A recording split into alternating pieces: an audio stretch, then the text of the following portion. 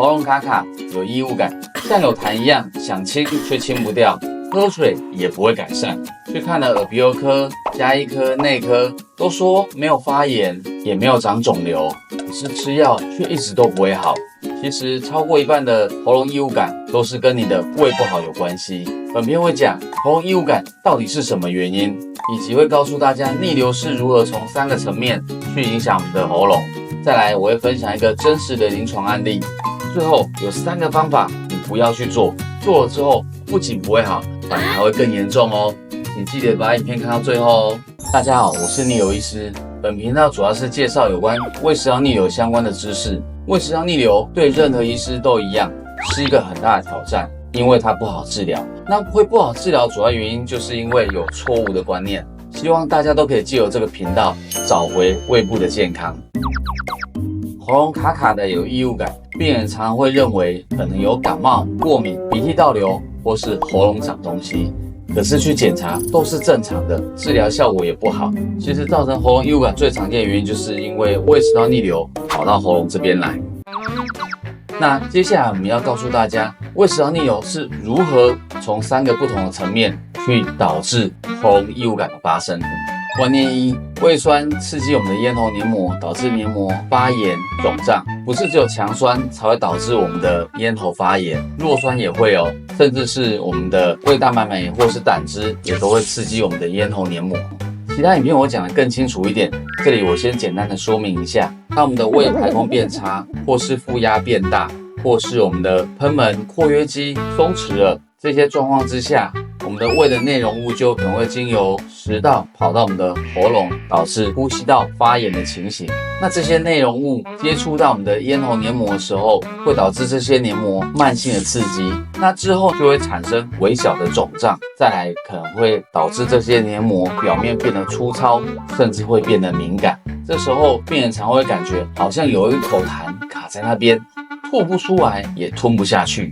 观念2，逆流伤害神经，导致感觉被放大。当我们的胃的内容物跑上来我们的咽喉的时候，不仅会刺激我们的黏膜，还会刺激黏膜底下的神经。那我们的喉咙的感觉主要是由我们的迷走神经的分支上喉神经所支配。那当上喉神经的神经末梢受到这个逆流的内容物刺激之后呢，那神经的末梢它就会发炎。发炎久了之后呢，这个神经它就会变得超级敏感。这个敏感的状态会导致它把很小的讯号放大。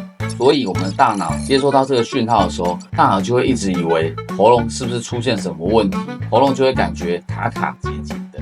因为上喉神经它同时也支配我们部分声带的运动，所以这个也可以解释为什么有些病人他内视镜看起来喉咙没有长东西，感觉也没什么发炎，可是他讲话却一直会觉得哑哑的，可能就是因为胃食道逆流导致他的上喉神经发炎了。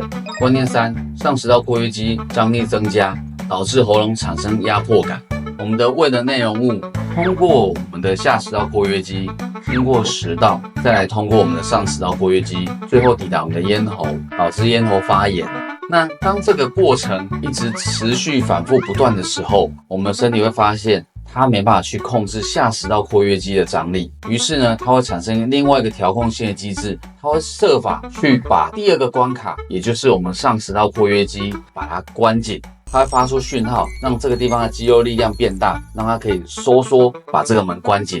可是它的张力异常增加的时候，这个时候就会导致我们喉咙产生不舒服的感觉。有些人会觉得好像有一颗球顶在这边，或是会觉得喉咙好像被人家掐住锁喉的感觉，这些都是因为上食道括约肌不当的增加张力所导致。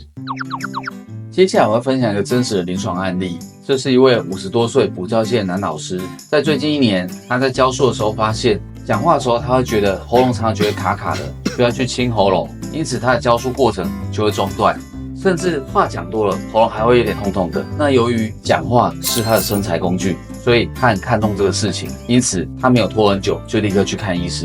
那去看了耳鼻喉科医师，在检查之后发现并没有很严重的发炎，只有轻微的发炎而已，而且没有长东西。那吃了药之后，他发现并没有明显的改善，于是他又陆陆续续看了不同的医师。那每个医师的说法都不太一样，有些人说它是鼻涕倒流，有些人说它是感冒，有些人说它是扁桃腺发炎，甚至有一些人觉得他压力大是身心科的问题，而把它做一个转诊的动作。以上这些方法效果通通都不好。最后他上网看到我们的文章，于是来找我看诊。经由详细的检查之后，我发现这个病人就是很典型的胃食道逆流，影响到喉咙，导致喉咙异物感。那这个病人我发现他是属于 C 型复合型的胃食道逆流。那经由正确的卫教以及适当的调理之后呢，这个病人的状况逐渐恢复正常，他终于可以好好的教书，好好的讲话，不再那么吃力，可以再度专注在他的工作上面。如果觉得我前面分享还不错的话，请记得帮我按赞、订阅、加分享。你的这些动作是我持续创作的一个动力。后面还有干货哦，请继续听下去哦。接下来我要教大家3个有效的方法去改善咽喉的异物感。方法1，改善胃排空的速度。一般来说，我们的食物在胃消化完之后，会跑到12指肠进行进一步的消化。可是假设它停在胃的时间太久，会导致什么问题？这个食物就会开始发酵，那发酵之后就会产生气体，那气体一多就会把胃撑大，那这时候胃压变大的状况之下，就会容易把胃的内容物往上挤到我们的喉咙这边来，导致喉咙发炎而产生异物感。至于要如何有效去改善胃排空的速度，这也是一个很大的议题。我在另外一个影片有做详细的介绍跟说明，请务必要去看一下哦。方法2，停止清喉咙。当我们喉咙有异物感的时候，我们会想要去做一个清喉咙动作，去缓解这个不舒服。当然，刚清完的时候喉咙会变得比较舒服，可是我们没有想到的是，在这个清的过程当中，黏膜会反复摩擦。那反复摩擦之后，黏膜有可能会变得更肿胀，甚至神经会变得更敏感。因此，喉咙异物感的发生的频率就会增加，这个时候就会产生一个恶性的循环。不信的话，各位观众可以回去试试看。当你开始清喉咙之后，你会发现你清喉咙的频率就会越来越多，甚至一开始清一下就会改善，后面要清好几下它才会改善。这是因为你把它敏感化了。方法3，把周作味加到日常饮食当中。周作味是什么？周作味是温实初推出专注胃部保健的保健食品。那这个产品的研发跟生产都是由我监制。那为什么要去买这个产品，不要买其他保健食品呢？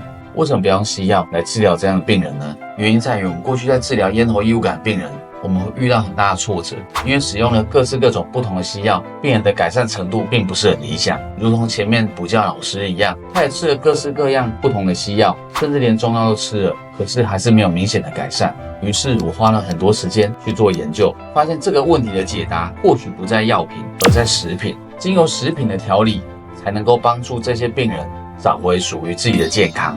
周作味系列目前有分 D、A、C 3个系列。那为什么要分不同的系列？因为胃不好又有分 D、A、C 3型。那我们要怎么知道我们是属于哪一型呢？很简单，我另外有开发了一个胃食道逆流 DAC 检测系统。只要你可以上网输入你的症状以及你的一些过去病史及习惯，系统就会告诉你你是属于哪一型的胃不好。知道自己是属于哪一型的胃不好，对症调理之后，就可以让我们的胃找回节奏，胃的节奏恢复了，整个人就顺了。做了这3种错误的方式，异物感反而不会好哦。第一，吃消炎药。有些人因为喉咙异物感的关系，他会自己想要拿消炎药来吃，或是医师开消炎药给他吃。